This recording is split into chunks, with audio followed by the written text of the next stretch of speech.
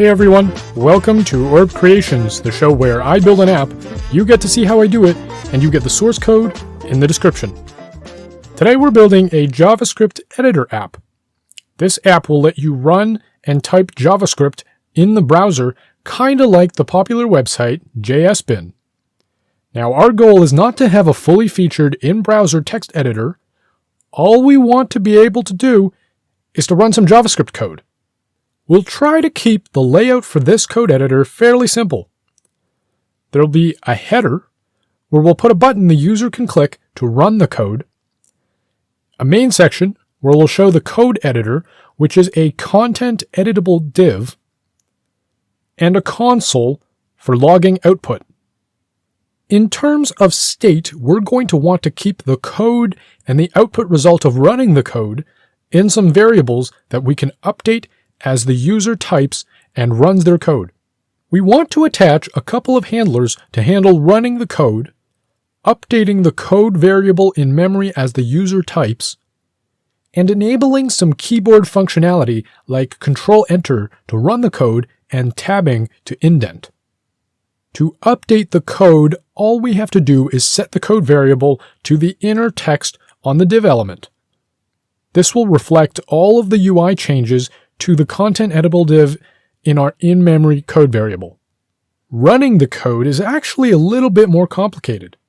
When the browser renders the children of a content editable div, it inserts HTML DOM nodes.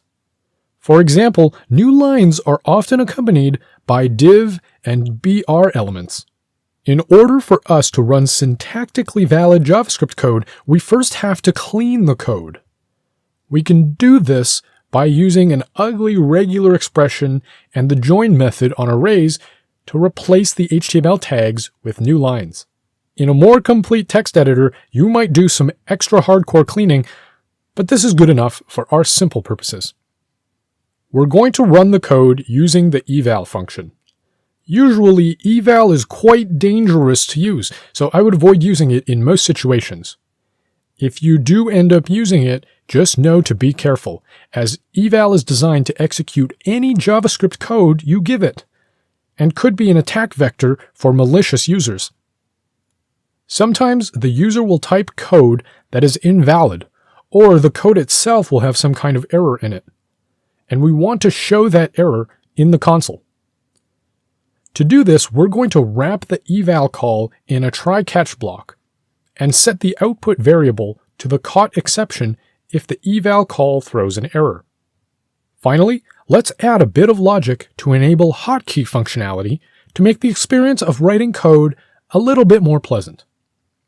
We're going to implement two hotkey functionalities, Control-Enter to run the code, and Tab to indent. The on-key press event in JavaScript follows the keyboard event interface, which you can learn about using MDN's documentation. The keyboard event interface includes a key property which tells us which key was pressed at that particular time. We'll use a switch statement that maps this key press to the actions we want to perform when that key is pressed. When the user presses enter, we want to check whether the control key is also held down. If it isn't, we want to stop execution.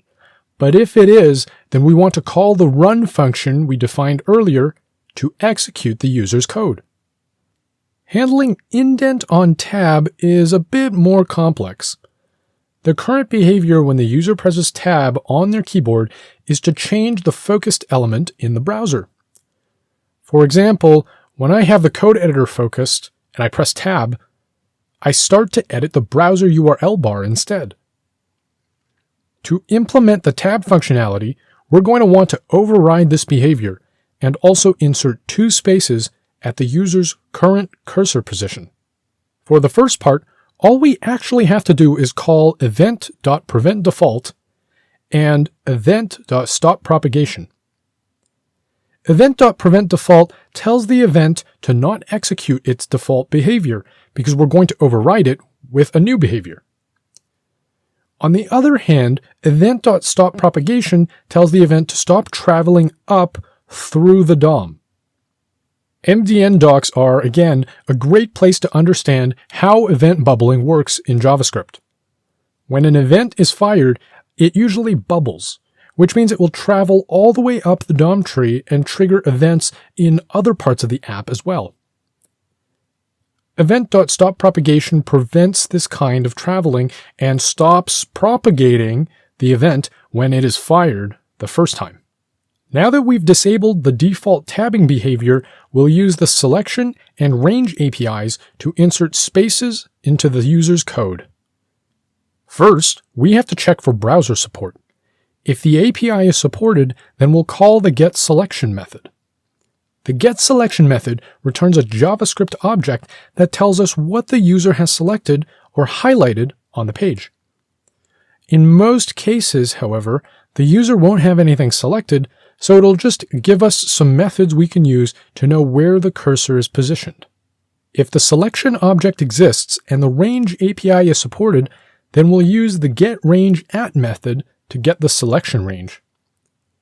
This is a JavaScript object that is natively implemented in the browser, which lets us manipulate the user's selection. If the user has selected a chunk of text, we want to delete that chunk of text, just as a text editor would do normally.